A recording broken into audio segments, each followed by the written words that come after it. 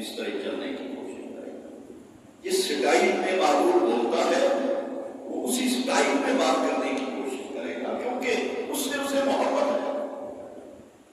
تو محبت جو ہے یہ اطاعت پہ مجبور کرتی ہے، فرما برداری پہ مجبور کرتی ہے.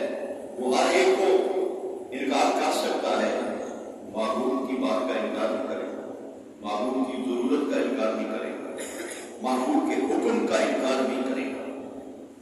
اگر اسے دریا پار بھی کرنا پڑے، جان کو خطرات بھی ہیں، لیکن معبود کہے گا کہ دریا کے فلاں اگلے کنارے میں میری ضرورت کی وہ چیز پڑی ہے، اٹھا کے لاؤ.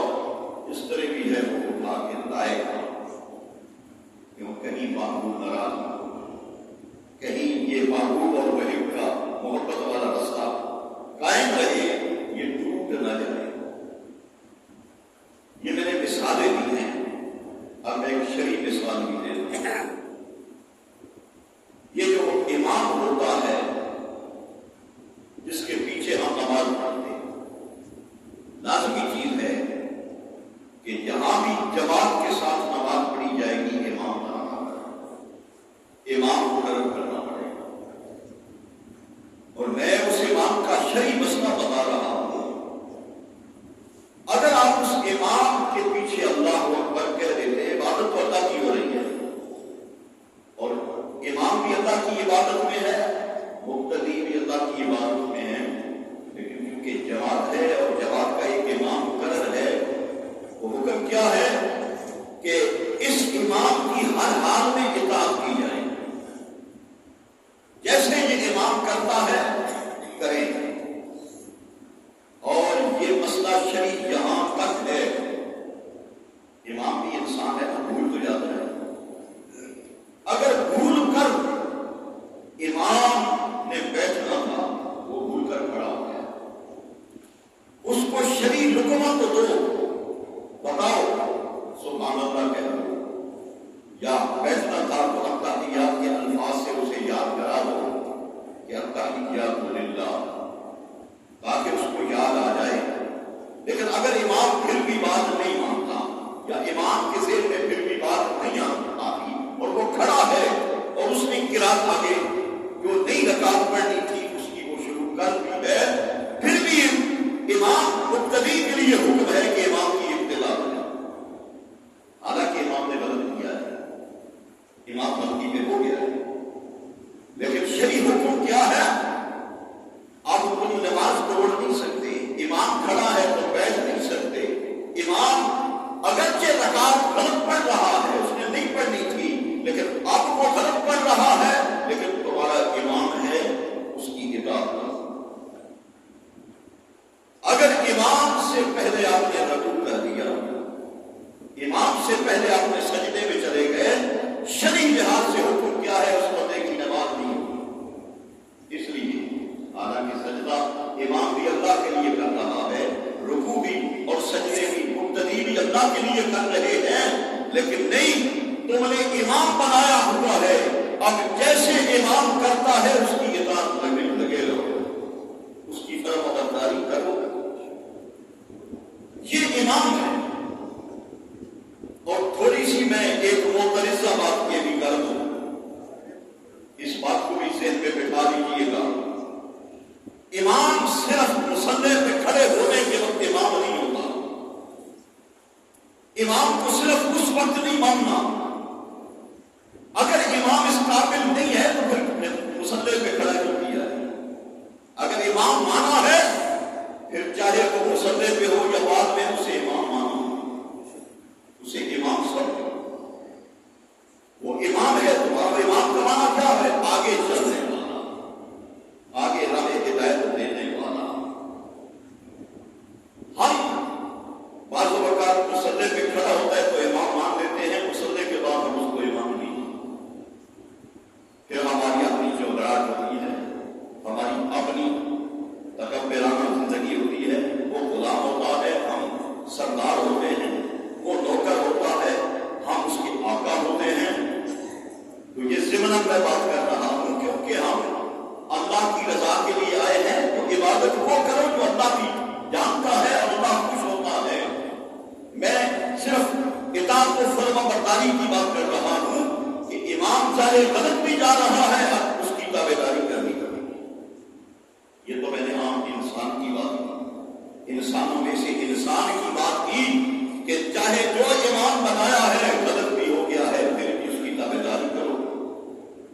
اب میں بات کر رہا ہوں امام الانبیاء، جو میرا اور آپ کا صرف عام گناہگاروں کا امام نہیں ہے، جو میرا اور آپ کا صرف امام نہیں ہے، ہمارا تو امام پوری شریعت میں ہے، پورے دین میں ہے، پورے اسلام میں ہے. ہمارا تو وہ امام دنیا میں بھی امام ہے، قبر میں بھی امام ہے، حشر میں بھی امام ہے.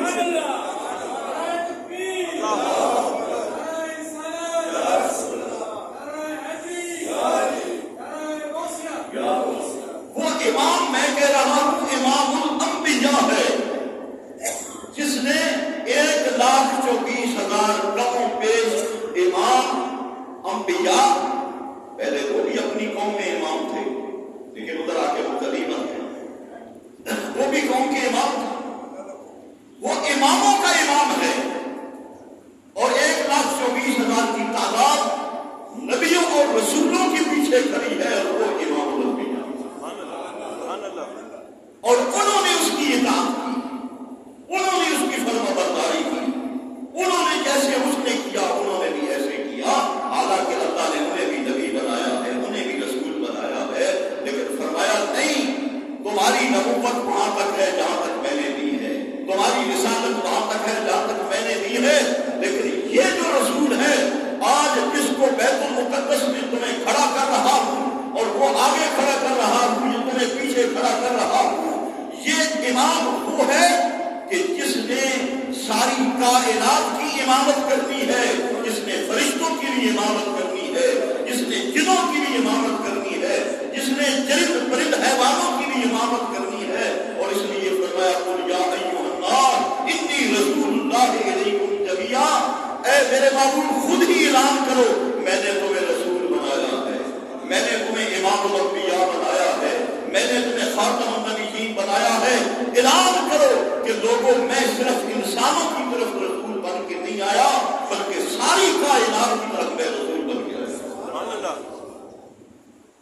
آپ اگر مطالعہ کریں تو آپ کو پتہ چلے گا کہ آپ کے حکم کو پتھروں نے بھی مانا، آپ کے حکم کو جانوروں نے بھی مانا ہے، آپ کے حکم کو یہ جو پودے ہیں، یہ جو درخت ہیں، انہوں نے بھی مانا ہے.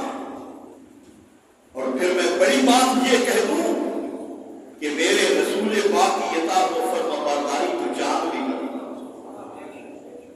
میرے رسول پاک کی اطاعت گزاری تو سورج بھی کرنا. جانتے ہیں نا آپ نے علماء سے سن رکھا ہے، میں آپ نئی بات نہیں کر رہا.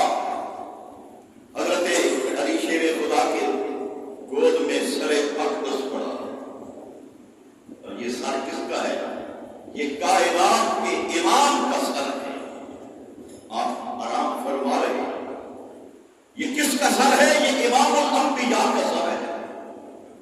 آپ آرام فرما رہے ہیں، اور اثر کا وقت ہے اور امام الانبیاء آرام فرما. اور سرانہ کیا ہے؟ تکیہ کون ہے؟ حضرت علی شیر خدا کی گود مبارک. اب حضرت علی میرے اور آپ جیسے نمازی تو نہیں تھے، وہ تو اگر کوئی زخم آ جائے پاؤں میں یا ٹانگوں میں اور نیزہ چپ جائے اور نکالنے کی کوشش کی جائے تو انہیں شدید درد، پھر انہیں مشورہ دیا جائے کہ ابھی نہ چھیڑو، جب نماز میں جائیں گے پھر نکال دینا، جب نماز میں جائیں گے نکال دینا، پھر یہ یہاں نہیں ہوں گے اللہ کے دربار میں ہوں گے، انہیں پتہ ہی نہیں چلے گا. ایسی نمازیں پڑھتے ہیں، ایسا قیام کرتے ہیں، ایسی رکوع و سجدے کرتے ہیں. اب حضرت علی شیر خدا کی نظر سورج پہ بھی جا رہی ہے، ایک گود میں سورج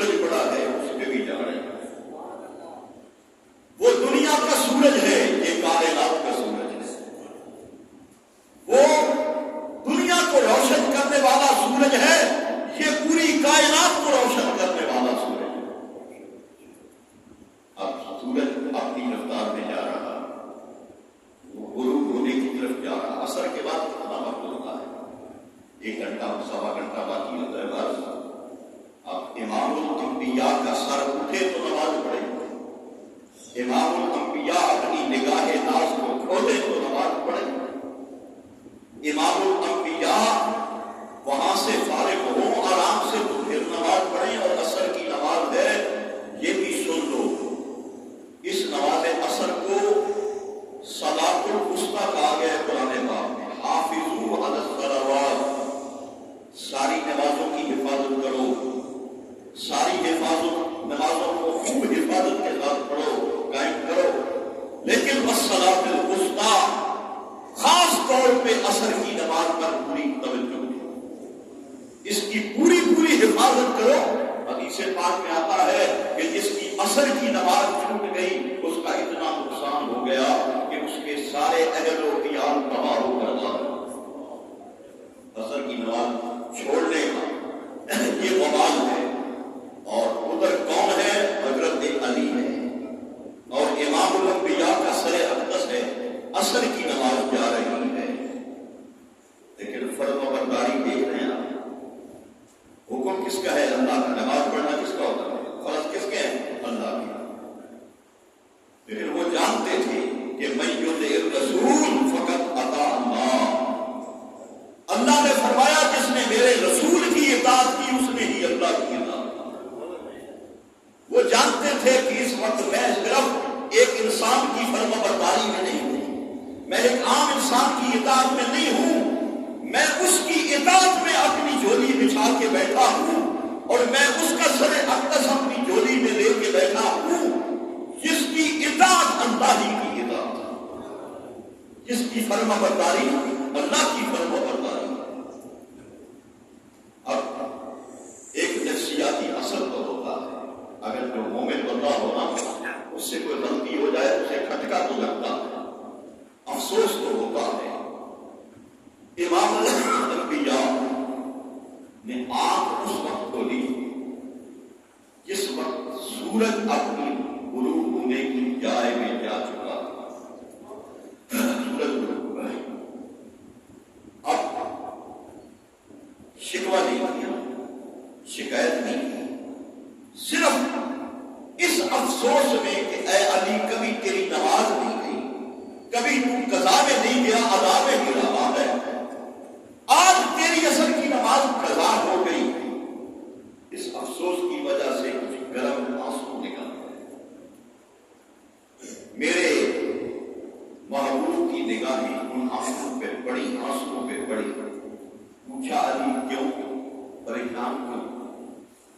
علی آنکھوں میں آنسو کیوں؟ عرض کیا یا رسول اللہ جتنی زندگی گزاری ہے ایک نماز کا قضا نہیں، آج بس اور کوئی نہیں، عصر کی نماز قضا کروں گا. عصر پر ادا وقت پہ ادا نہیں کر سکتا. اب دیکھو میں جو بتا رہا ہوں امام الانبیاء ہے، امام الرسول ہے، امام القمر ہے، امام الشمس ہے. فرمایا اوے علی بتا تم وقت میں ادا کرنا چاہتا ہے یا قضا ہی رہنے دے؟ غور کرے فرض اللہ کا ہے، عبادت اللہ کی ہے. بتا تو وقت میں ادا کرنا چاہتا ہے یا قضا ہی کرنا چاہتا ہے؟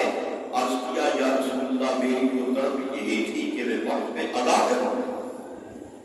میرے آقا نے کہا نہیں، میرے آقا نے کوئی لمبے چوڑے سورج اور ستارے ادھر چلائے نہیں، کوئی اور لمبے چوڑے احکامات چلائے نہیں، صرف میرے آقا نے اشارہ کیا سورج کی طرف. یہ اشارہ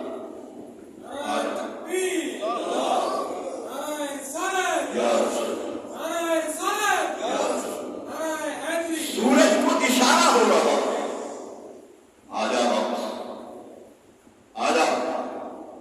میں سمجھتا ہوں میرا عشق کہتا ہے کہ اللہ نے ہر چیز کو حکم دے رکھا ہے کہ جس طرح میری فرما برداری میں مجھے میری محبت میں لگے ہوئے ہو اس طرح میرے محبوب کی طرف نگاہیں اٹھا کے رکھو. یہ بھی نہیں کہا میری اتباع میں آنے، میں اللہ ہوں حالانکہ معبود کی اتباع اللہ کی اتباع ہے۔ فرمایا میرے معبود کہیں لے جانے کی ضرورت نہیں، میری محبت میں، میں اللہ ہوں، میں لا شریک ہوں، میں رازق ہوں، میں مالک ہوں، میری محبت کے لیے کہیں جانے کی ضرورت نہیں، میرے معبود تیرے قدموں کی اطاعت کریں گے، تجھ سے نپٹ جائیں گے۔ پھر کیا ہوگا؟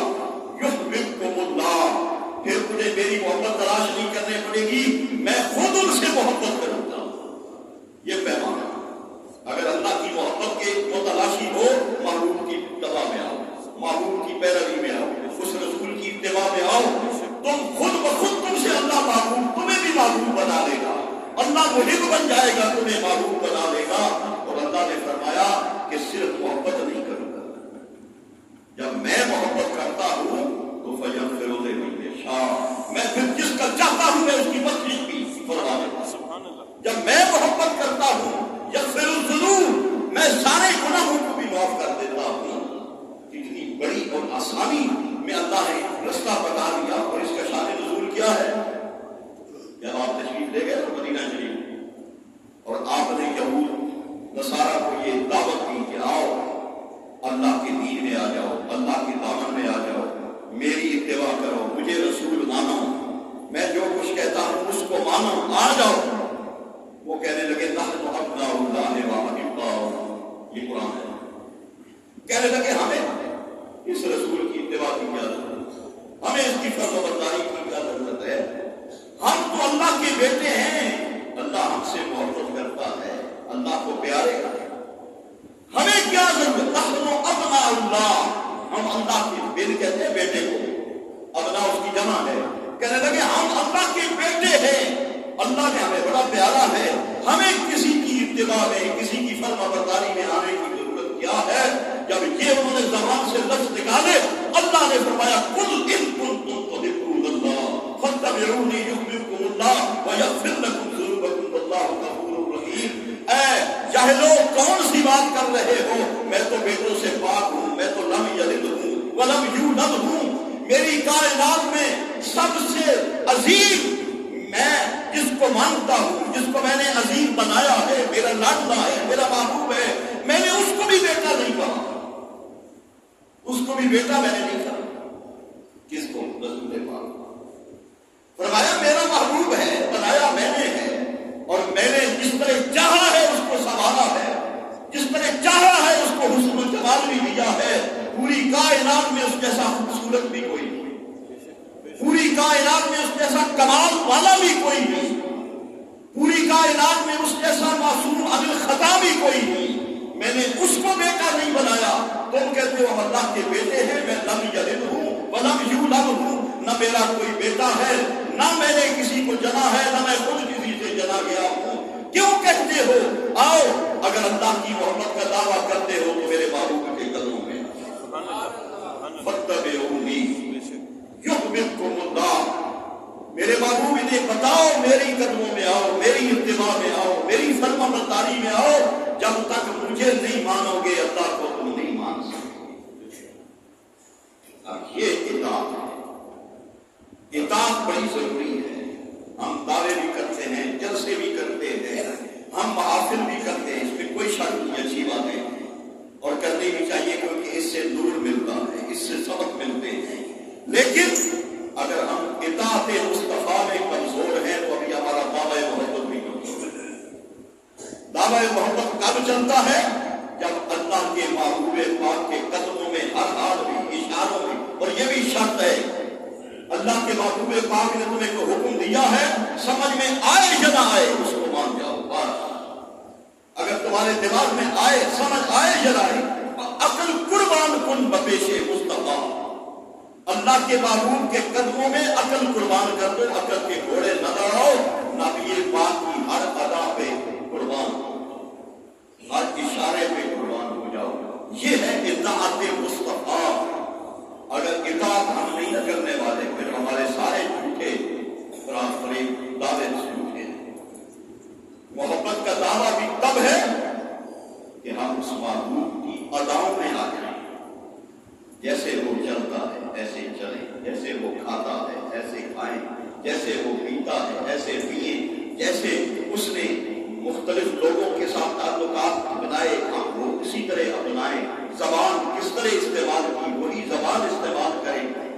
یہ بات کی حد تک، اور میں آخری بات کر رہا ہوں، میرے آقا کا قرآن، اللہ نے فرمایا یہ قرآن تمہارا نظام زندگی ہے، لیکن فرمایا اگر قرآن کو تم سمجھنا چاہتے ہو تو میرے محبوب کی زندگی کو سمجھو۔ سبحان اللہ۔ یہ ہے، کہیں بھی تمہیں ایسا موڑ نہیں ملے گا کہ قرآن کی، میرے محبوب کی زندگی تفسیر نہ تمہیں دکھائی دے، تشریح نہ دکھائی دے۔